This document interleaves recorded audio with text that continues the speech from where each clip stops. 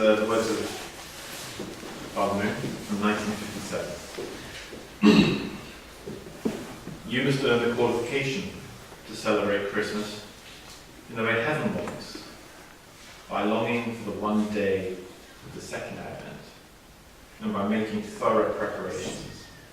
Only when you understand the ideology of the coming Messiah and make the determination to shoulder even the mission of the angels to testify when the will is manifested, can you celebrate Christmas in the way heaven wants. You, who have gathered here today to conduct this service of celebrating the birth of Jesus, must realize that only when you eliminate the grief of God, Jesus and the millions of heavenly soldiers and angels, can God finally behold the one day of eternal celebration. You must become qualified to inherit the will of heaven and materialize it on the earth. God can then celebrate eternally. As you can see, today you stand in the important focal point of history. Therefore, you are living in a time when you must prepare for the one day of hope when Christ returns. You must reflect upon the birth of Christ and celebrate it as historical witnesses and the heirs of God's dispensation. Only then can God look down upon you and be liberated from all the bitterness and grief that have plagued him until now. Moreover, while you feel the joy of accomplishing the will of Christ in his place, at the same time, Jesus can also return his glory to God because of you.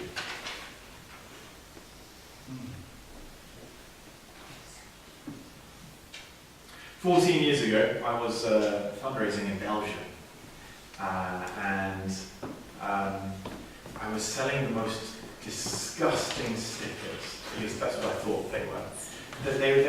I'd have these sheets with about 4 stickers in that direction and about 12 stickers in that direction. So 4 times 12, what's that? 48, something like that. 48 stickers on a piece of paper, and I'd be going around selling them. And they had pictures of Santa Claus on them, or snowmen, or other kinds of kitsch Christmas kind of images. And I really didn't like them. And one of the reasons why I didn't like them was because I just don't buy into the whole commercialism of Christmas. For me, Christmas starts with Christ. And all this extra effort, all the stuff in the shop really, at least at that time, it really annoyed me. And so here I was selling these stickers, and I felt so wrong, so bad. And needless to say, I wasn't selling much of them, because I think in order to sell a product convincingly, you need to love the product, you need to really believe in it. And I was really struggling in my fundraising activities. But then, during this whole experience, leading up to Christmas, it came to Christmas Eve, 2002, there we go. Christmas Eve 2002, and what was the day before? The day before Christmas Eve, it was the 23rd or the 24th, something like that. And I remember really reflecting on my personal relationship with Jesus. And something I really realized was that although I had this anti-commercial feeling and believed that Christmas starts with Christ, nevertheless, when I reflected on my own personal relationship with Jesus, I was actually quite ashamed of myself because it was not so deep. I've been brought up in a faith community,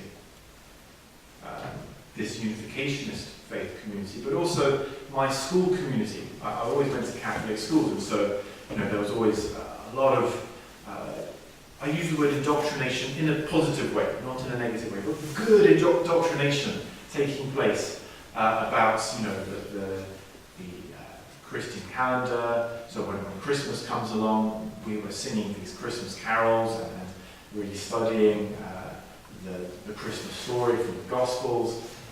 And so I felt like I was familiar with Jesus, but not close with him. I wonder how many of us have felt like that. Maybe some of you feel very close with Jesus. You've always felt really close with Jesus. Maybe some of us here don't know Jesus very well at all. We know of him, but we don't know him. And I'll be very honest with you.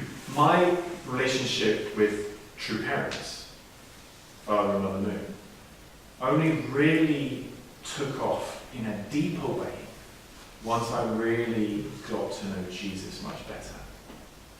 Maybe this has been similar for some of you guys as well. That you felt that in getting to know Jesus better, you got to know who true parents are better.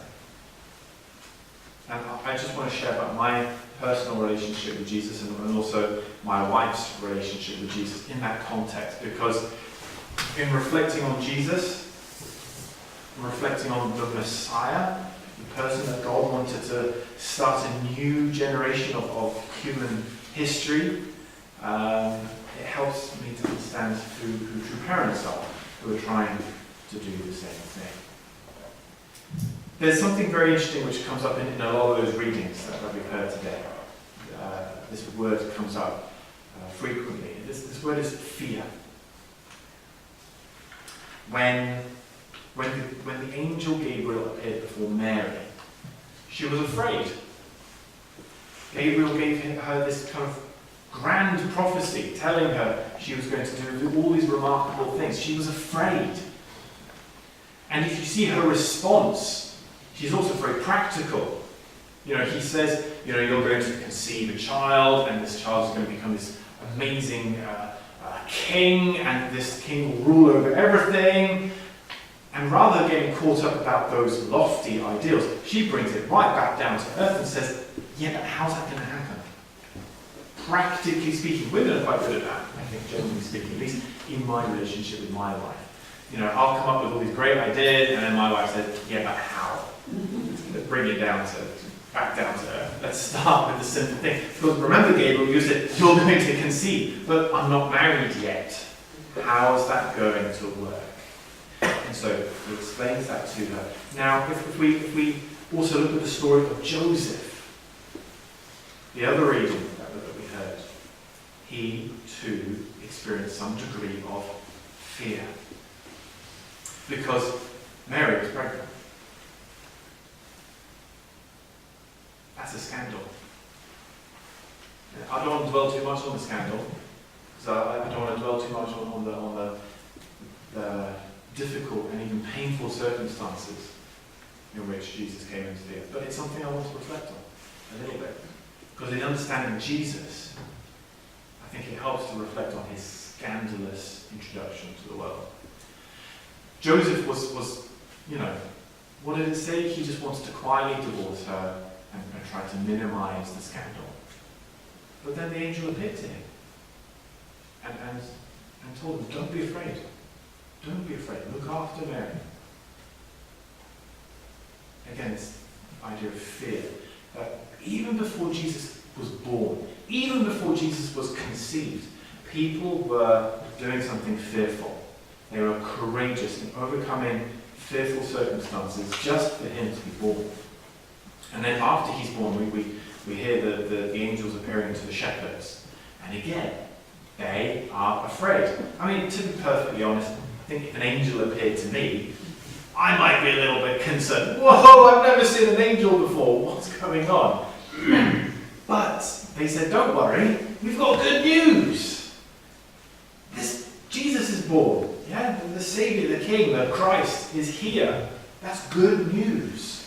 It's the news of your liberation. It's the news of our liberation. And that's good news. Now, of course, rationally, it might be hard to connect the dots. You kind of show up to this young family. You see a young woman who's just given birth to a baby. And what's so magical about that? Well, of course, having a baby is quite magical in and of itself, but it's difficult to see how does this relate to the future? How does this relate to our liberation? Anyway, that's what the angels told them. Told not to be afraid. So that's a big theme running through these stories that we've been reading.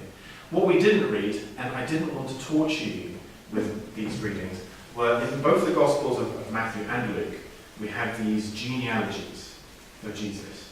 And what that means is, Adam gave birth to whoever it was, Seth. And Seth gave birth to so-and-so. And so-and-so gave birth to so-and-so. And it lists quite a large number of generations, about 36 different so-and-so begat so-and-so, so-and-so begat so-and-so. And to read all of that this morning would have been torture, I think. Let's not do that. But what's incredibly significant about both of those genealogies, if we look at them, it always talks about a father giving birth to a son, a father giving birth to a son, and a father giving birth to a son. But, significantly, there are some key women mentioned. And why these women are significant has been a point of discussion and debate in Jewish communities and in Christian communities. And True Father has come and taught us a profound understanding about the role and significance of those women.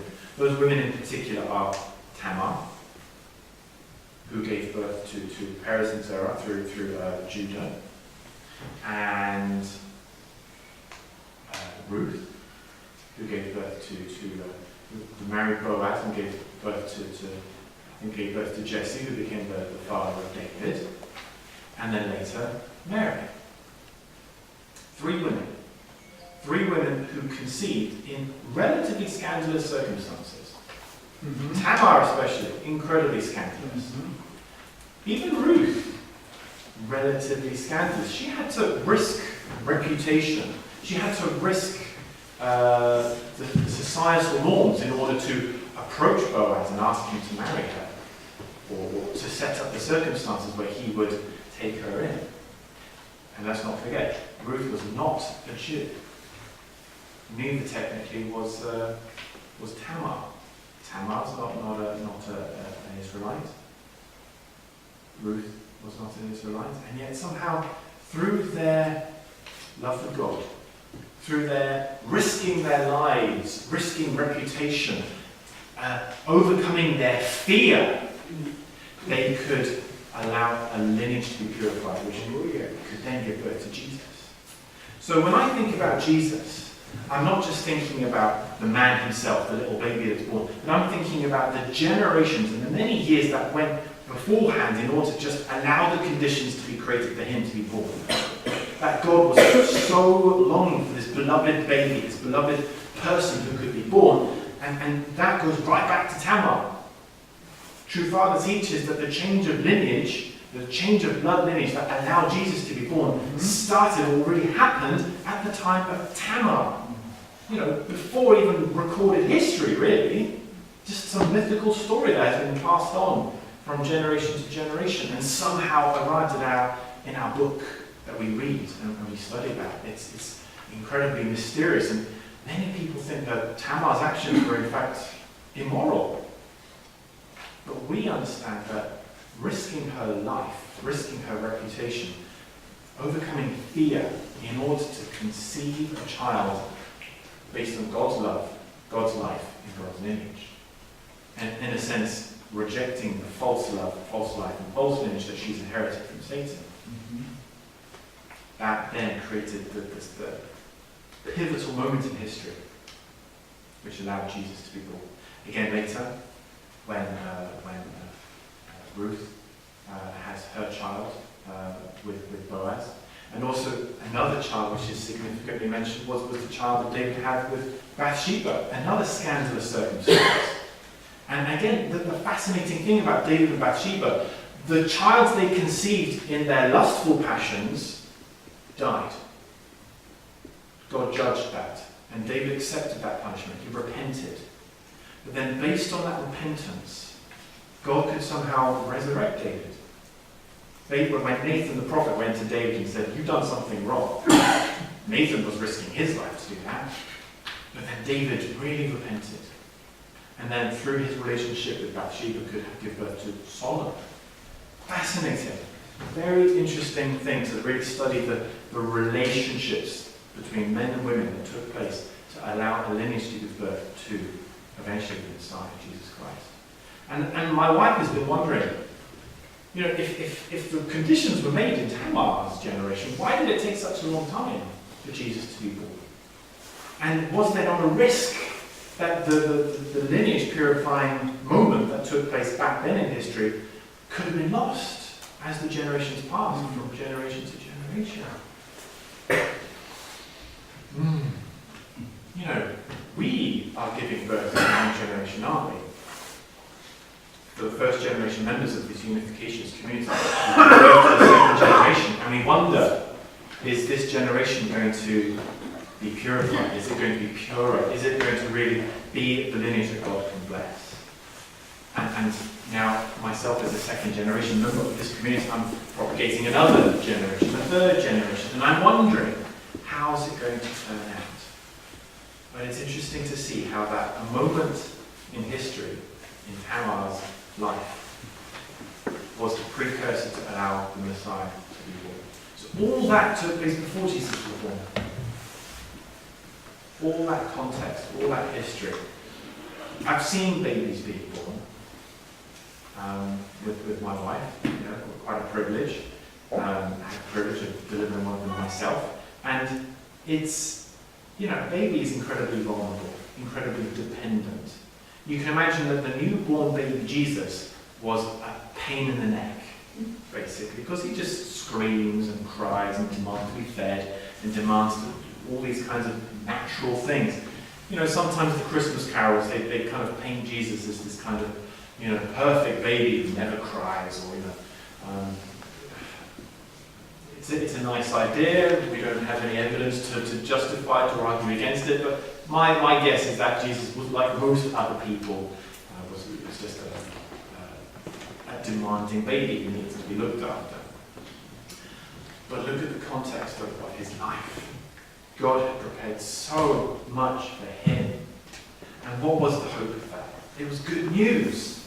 It was the good news that Jesus would be this King and Lord who would save us all, who would forgive us our sins and liberate us. And the reality of Jesus' life, as we know, was painful and challenging and difficult.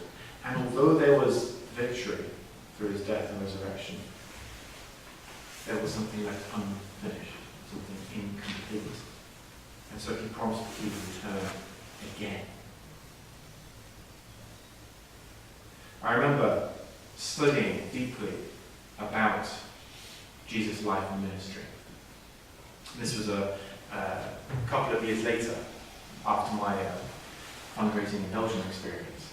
This was in Bulgaria when I was doing mission work, trying to evangelize to Bulgarian men and women. And I remember deeply studying about the life of Jesus. And something you need to know about me and how I study. I like to study with loud music. So I put on my earphones and put on some very loud, aggressive music, and somehow that would open up my heart. So that when I'm studying, it really penetrates deeply into my heart. That's just how I tick, basically. And I had these incredible experiences studying about the life and ministry of Jesus, studying about his experience with John the Baptist, studying about how he desperately tried to convince the people of who he was and what they were supposed to do. And it was heartbreaking. Now maybe some of you are more easily moved than I am. You don't need dramatic music to help you feel that heartache. But in that moment when my heart was open, it was for the first time, as however old I was, 20, a 20-year-old person, really discovering that the pain of Jesus is someone I've known about for a long time, but never really known. So here we have Christmas, and most of us here are going to talk about Jesus. We're here at a worship service because we love Jesus. We know it's more than just some kind of commercial occasion for families to get together and share gifts with one another. We want to love Jesus. But I realized, this is now 12 years ago, that my love for Jesus was inadequate. That even though I kind of knew about him and loved him, am I living a life which really loves him? Do I really love Jesus Christ? And you know how in Christian community, some folks would ask you, have you been born again? Have you received Jesus Christ as your personal Lord and Saviour? I think there's validity to that question. I really do. Because unless I really feel that closeness, that proximity part with Jesus, it's just theory. This whole spiritual part, this whole history. We just see Jesus as some kind of witness in history, or perhaps even some kind of myth story. He's some bloke in today, in this country, in the UK, a lot of people don't actually believe that Jesus was a real person, which I find incredibly painful, because what he did was for the world, and yet the world doesn't recognize him, doesn't know him, and even I don't recognize him enough. So I went through a kind of little repentance journey of trying to understand Jesus more and repent for not knowing him more. My wife went through that experience in 2008, a few years later. She didn't have the privilege, like I did, of going to a religious school. At least going to a Catholic school, all the time. We had assemblies and mass every week. And when Christmas and Easter came around, we would be immersed in the religious experience. But for my wife Natasha, she never had that. And because we put so much emphasis on true parents, quite rightly, unfortunately in her experience, she never cultivated that deep, rich relationship with Jesus Christ. Really didn't know him. And so it was in 2008 when she was going through her own personal journey that she kind of really discovered Jesus Christ. And it happened to be through Rick Warren's ministry, through Saddleback Church, discovering the Bible through their ministry. And discovering this rich tradition, this, not just tradition, but discovering Jesus' life, Jesus' personality. She started reading a lot of books about him, and even literature, like fiction. She was reading some fiction which connected with the life of Jesus. And suddenly, this wasn't just a story, but it had depth, it had psychology. She could get into the head and the heart and the feelings of someone like the angels at the time of creation, or even Jesus. In his lifetime, and even after his physical lifetime, in the spirit world. And what Natasha realized was, wow, Jesus was a troublemaker, a really heavenly troublemaker, not this kind of meek and mild, kind of passive person who just goes around blessing children, but a real activist, someone who was passionately on fire with love for God, and also love for people. And connecting with that helped Natasha to then connect more deeply with true parents. Jesus said he would come again. Jesus said that I will come again. And so Christianity is waiting for the second advent. The period of time, the 4 Sundays before Christmas is the season of Advent, where the word literally means he's coming. He is coming. We're anticipating his arrival. But then the second advent is that period of time where we are expecting the second coming, where Jesus comes again, where Christ comes again. And Christ did come again. Christ came again on an Easter morning, 80 odd years ago, in 1935, something like that. And appeared to a young true father and said, will you continue this mission? And the young Song Young-moon, who was just a teenager himself, and only a recent convert to Christianity, he was really thinking seriously about this. This is a big deal. He said, no, I can't do that. I don't want to do that. He said, no, twice. And finally said yes. So Jesus could then be comforted that there's someone who's going to complete his mission, someone who's going to understand his heart. So, my relationship with true parents has grown, in understanding who they are as that kind of Messiah, as that kind of true parent. It's more than just a Messiah. I think the word Messiah has limitations to it. Of course, it's a Hebrew word, which means this anointed person, someone who is anointed to save us. But really, who they are and what they do is so much more than that. And discovering that about Jesus as well has helped me to discover more about true parents. And so when I celebrate Christmas now, it's almost like I want to sing happy birthday to Jesus. How many of us do that? Yeah, you do that, yeah. do we get out a cake with candles and say happy birthday Jesus and sing happy birthday to him? What is the most precious gift that we could give to Jesus? It's the comforting of his heart by trying to participate in the mission that he left unaccomplished. True Father's words there, which I just read to you from 1957, he was talking about how if we really want to earn the qualification to celebrate Christmas, then we ought to be people who are participating in the mission, participating in the work. And I'll just say it out there, I really don't believe that we can attend true parents. I really don't believe we can fully do our own tribal messiahship, which we're all called to do, if we don't have that loving relationship with our older brother, Jesus Christ. We teach about his mission so much. And I think it's so necessary that all humanity gets to know him. Of course, I want everyone to know about true parents. I want everyone to know about true father and true mother. But I really feel that in order to explain who they are, you need to understand who they are in relationship with Jesus Christ. Because they love Jesus the most. Really, and this is the ironic thing. I think unificationists have unfortunately given the impression that we don't like Christianity that much. It's almost like we're in competition with each other. And so along comes a Christian, and along comes a unificationist, and they have a battle to see whose theology is better, who's got the better understanding, whose Messiah is the best. And that's a very immature way of looking at it, unfortunately.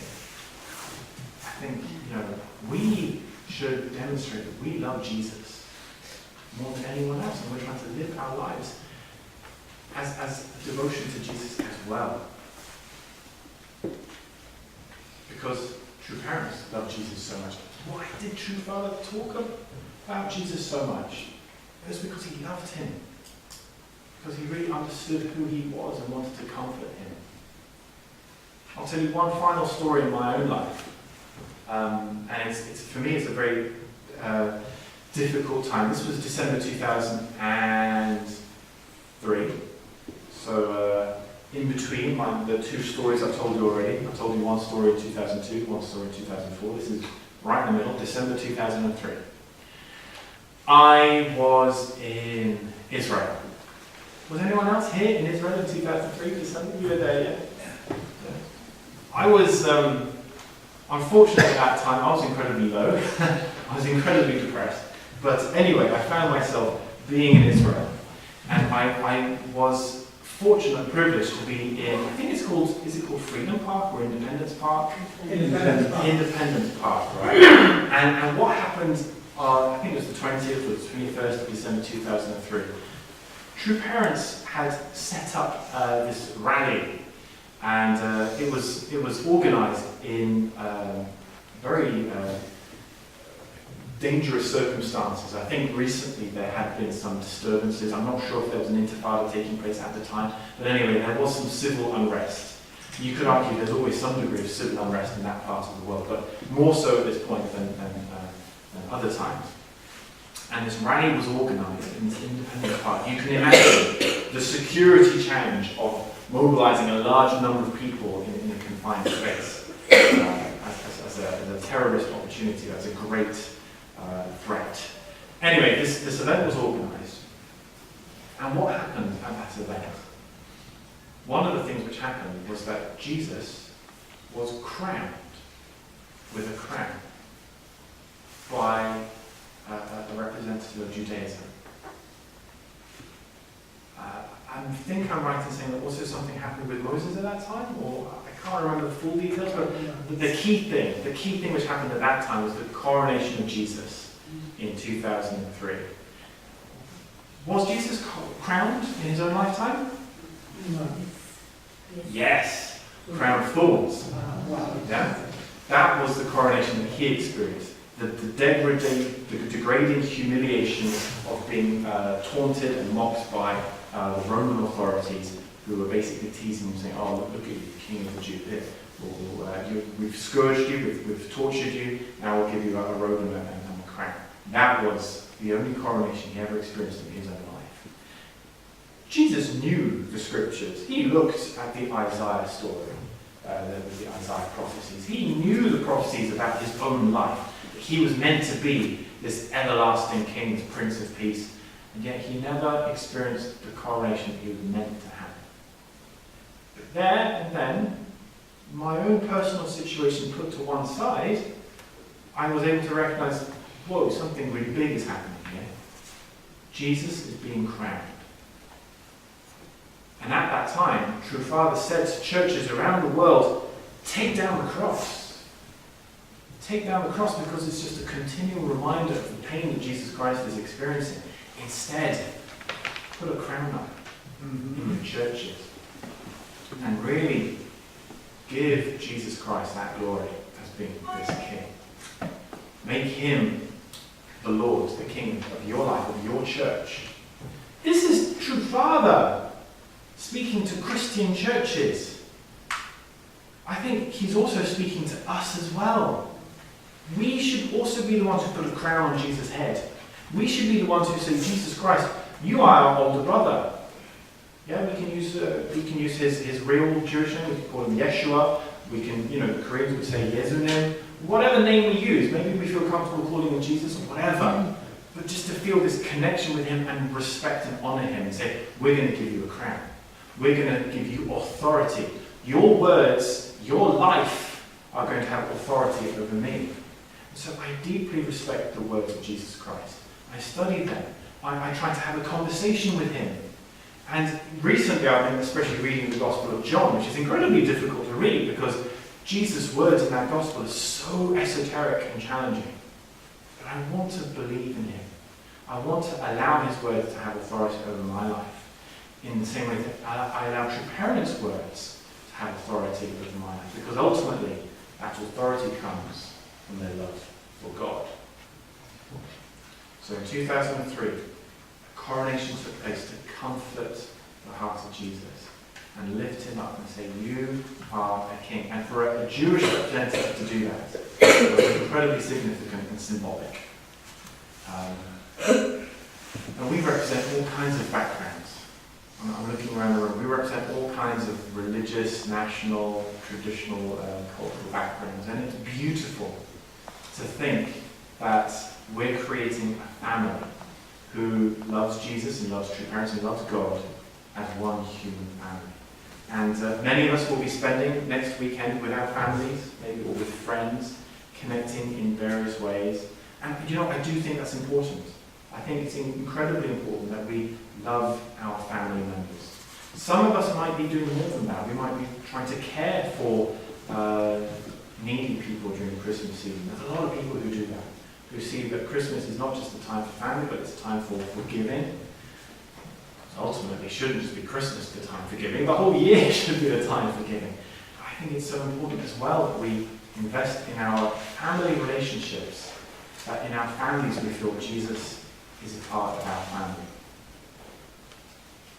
My mother's Polish, and one of the traditional things that we do at Christmas and at Easter is we have this kind of wafer bread, usually embossed with a little picture of Jesus. And we kind of break it in half, and then everyone gets a piece. And then what you're supposed to do is you're meant to break off a little piece of everyone's other piece of bread, wafer bread. And in the end, you have lots of little, basically, specks of wafer bread. But then we feel like we're sharing in communion with Jesus Christ, breaking bread with Jesus. And I'm looking forward to doing that again with my family this Christmas Eve. Most Polish people celebrate Christmas in the evening. As British people tend to celebrate it during the day, the next day. And I'm really looking forward to just having my whole family together, all 20 of us, because of Jesus. Isn't that great? My family, we're all very different. We're all very broad in our interests and concerns, but we can all get together because of salvation through Jesus Christ. And so I'm inviting you to deepen your love for Jesus. But this is an excellent opportunity to get closer with Jesus. If you don't have a relationship with Jesus Christ yet, overcome that fear. Like Mary, like Joseph, like the shepherds. Be bold and courageous. Take a step of courage and start building a deeper relationship with Jesus. And then put a crown on Jesus and say, you are my older brother, my Prince of Peace, and I'm going to respect you and love you. And especially because true parents are completing the mission that you wanted to but couldn't. I'm also going to connect with that. And that will be my gift to you. Would you like to just stand and hold?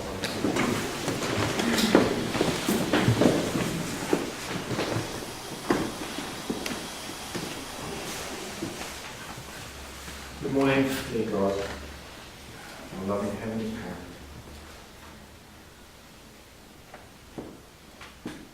You wanted Adam and Eve to be the people through whom you could create a family that loves you.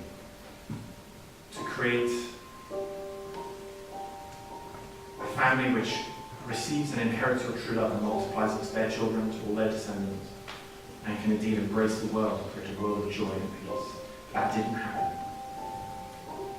And you were waiting such a long time to make a new start, to find one person who could start again. And finally, 2,000 years ago, you found Jesus Christ. So much preparation went into preparing his lineage. So many people had to risk their lives, put their lives on the line for the sake of purifying a lineage, purifying love and life. And then finally, Jesus could be born. Yes.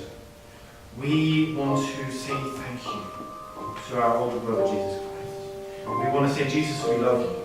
Jesus, we're so grateful to you for what you've been able to do in your lifetime and since then, giving spiritual rebirth to everyone around the world who connects to you and loves you and receives rebirth through you and the Holy Spirit. And we pray that we ourselves can connect with you. Now we can deepen our relationship with you, deepen our love for you, that you can be a real presence in our lives. That when we connect with true parents, we can feel that true parents are working with you, that you are supporting them, that you are completing what was left undone with them and through them. And that we can also participate with you in that process. I pray that we can overcome any fear that we may have in building that relationship with you. And maybe it's just we never really knew you before, and we never had the chance to know you before. But we want to overcome ourselves. We want to challenge ourselves and come out of any comfort zone that we might have to really discover who you are, and to feel your passion, to feel your sincere determination to realize the original ideal that God had. Dear God, I pray that we can lift your Son, Jesus Christ, up, that we can put a crown on his head at this time of Christmas, that as we share in fellowship with each other as families, as communities, as friends, as neighbours, that we can really lift Jesus up, lift up his name and honour him and make him proud to see what kind of season we're creating. And that this is not just a season of goodwill, but that in fact we can pass on this good news throughout the year. That we can realise that this era in which we're living is the era of goodwill. It's the era when we have the opportunity to participate in Jesus' work of purifying the world and establishing the ideal that you had. At this Christmas time, we want to return joy to you. We want to return joy to our brother Jesus Christ and share that joy with each other. And so as we approach the next week, I pray that we can really deepen this heart. I also often report this prayer on behalf of all of us here.